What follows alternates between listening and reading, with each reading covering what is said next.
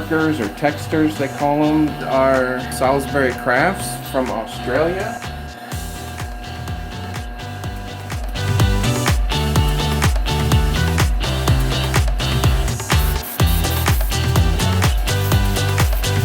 This is an abrasive tape that I made up.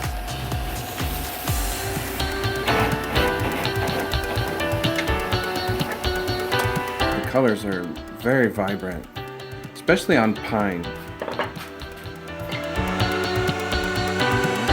That works pretty good.